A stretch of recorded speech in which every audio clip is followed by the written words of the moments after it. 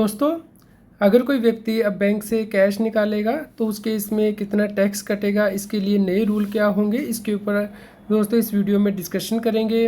Regular update के लिए CS Satbir Singh YouTube channel को सब्सक्राइब कर लें ताकि आपको टैक्स के रेगुलर अपडेट मिलते रहें और आप इनकम टैक्स की कंप्लायंस कर पाएँ।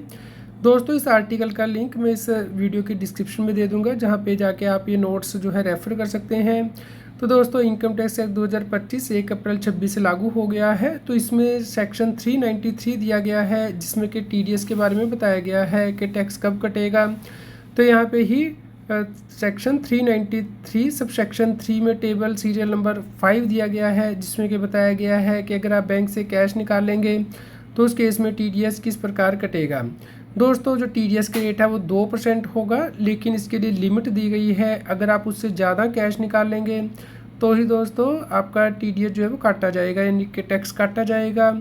दोस्तों, इससे पहले कि हम आगे बढ़ें, आप हमारे YouTube channel CS Satbir Singh को सब्सक्राइब कर लें ताकि टैक्स के रेगुलर अपडेट मिलते रहें। दोस्तों, यहाँ पे दो अलग रेट हैं। अगर कोऑपरेटिव सोसाइटी कैश निकालेगी 3 करोड़ से ज़्यादा तो उसका TDS काटा जाएगा, और अगर कोई और व्यक्ति है जैसे कि इंडिविजुअल है, कंपनी है, पार्टनरशिप फर्म है, तो उसके इसमें TDS काटा जाएगा।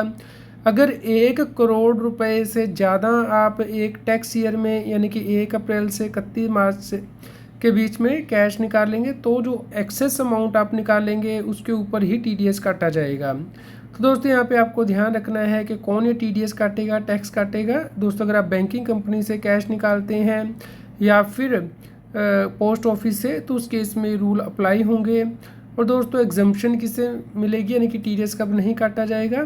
अगर कोई गवर्नमेंट है या कोई बैंकिंग कंपनी है या कोई बिजनेस कोरस्पोंडेंस है बैंकिंग कंपनी का, कोऑपरेटिव सोसाइटी का, या वाइट लेवल ATM ऑपरेटर होते हैं, वो कैश निकालेंगे तो उस केस में TDS नहीं काटा जाएगा। दोस्तों, इस केस में जो TDS रिटर्न है उसमें अब आपको कैसे दिखाई देगा, कौन से सेक्शन कोड फिल करने हैं। तो दोस्तों, इसके लिए दो अलग अलग सेक्शन कोड होंगे। अगर तो कोऑपरेटिव सोसाइटी का TDS कटा है तो 1064 कोड यूज़ होगा, और अगर दोस्तों अदर देन कोऑपरेटिव सोसाइटी है तो 1065 कोड यूज़ होगा, क्योंकि इनके लिए दोनों के लिए लिमिट अलग है। जैसे कि हमने अभी डिस्कस किया, एक के लिए 1 करोड़ और कोऑपरेटिव सोसाइटी के लिए 3 करोड़। तो इसे एग्जांपल के साथ समझ लेते हैं, यानी कि कोड 1065 अब आपको दिखाई देगा 26 ईयर्स में। इसका क्या मतलब है। दोस्तों, मान लीजिए मिस्टर शर्मा के सेविंग अकाउंट में या करंट अकाउंट में है XYZ अकाउंट में, और फाइनेंशियल ईयर 26-27 में वो अमाउंट विड्रॉ करते हैं। अप्रैल में 40 लाख रुपया, अगस्त में 50 लाख रुपया और दिसंबर 26 में 30 लाख रुपया। अगर आप ये टोटल करेंगे तो दोस्तों 1 करोड़ 20 लाख रुपया हो गया है।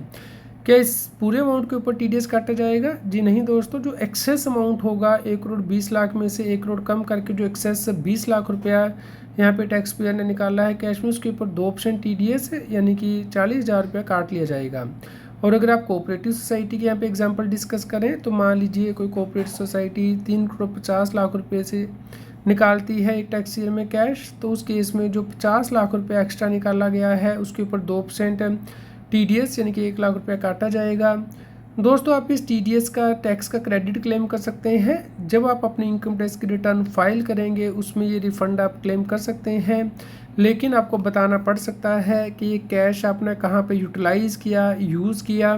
तो इसलिए इसके बिल टेक्स्ट आपको संभाल के रखने होंगे, अदरवाइज़ ये अनएक्सप्लेन्ड एक्सपेंसेस माना जा सकता है आपका, और हैवी पेनल्टी लगाई जा सकती है। तो दोस्तों, इसके लिए जो TDS रिटर्नें फाइल की जाएंगी, नॉन रेजिडेंट के केस में 144 फॉर्म फाइल किया जाएगा इनकम टैक्स के पोर्टल पे, जिसमें कि लिखा गया है कि अगर 1 करोड़ से ज़्यादा का अमाउंट निकाला जाएगा तो उसकी रिपोर्टिंग की जाएगी। और जो रेजिडेंट डिडक्टी हैं, जो इंडिया के रेजिडेंट हैं, उनके लिए फॉर्म 140 TDS की रिटर्न फाइल की जाएगी।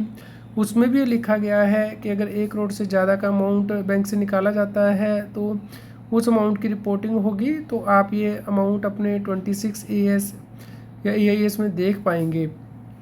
तो दोस्तों, इसके ऊपर मैंने डिटेल्ड जो आर्टिकल का लिंक है इस वीडियो के डिस्क्रिप्शन में दे दिया है, आप उसे रेफ़र करें। और जो लिंक है सेक्शन के या फॉर्म के वो भी यहाँ पे दे दिए हैं, आप इन्हें क्लिक करके रेफ़र कर सकते हैं।